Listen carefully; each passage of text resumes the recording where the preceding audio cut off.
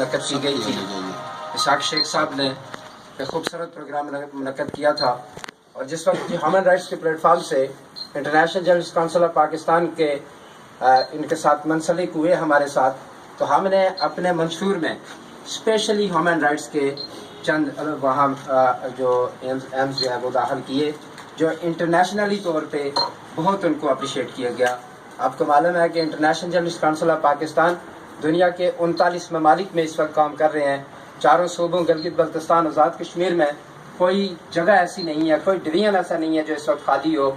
हमारे कलमकार दोस्त भाई, हमारे जो यहाँ तकरीबन 84 के करीब चीफ एडिटर साहिबान हैं, पाकिस्तान के तमाम वो बड़े लोग जिनकी किसी न किसी हवाले से खिदमात है सहाफ़त में, वो हमारे साथ हैं और हम उनके साथ हैं। हमारा सिर्फ पैगाम प्यार मोहब्बत इताअत यकजहती का है।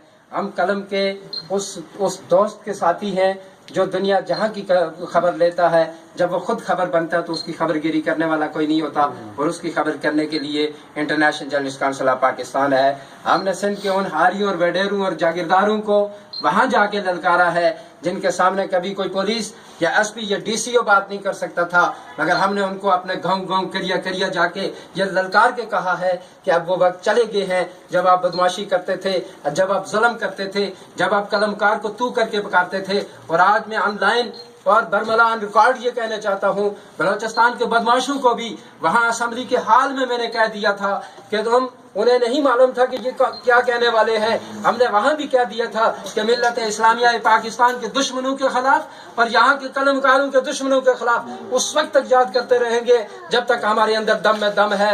मैं आपको ये बरमला कहना चाहता हूँ सरदार मुमताज इनकलाबी कि कोई हमारे अंदर कोई बड़ा बदमाश नहीं है, कोई बड़ा वडेरा नहीं है। वो वक्त चले गए हैं जब वो हमें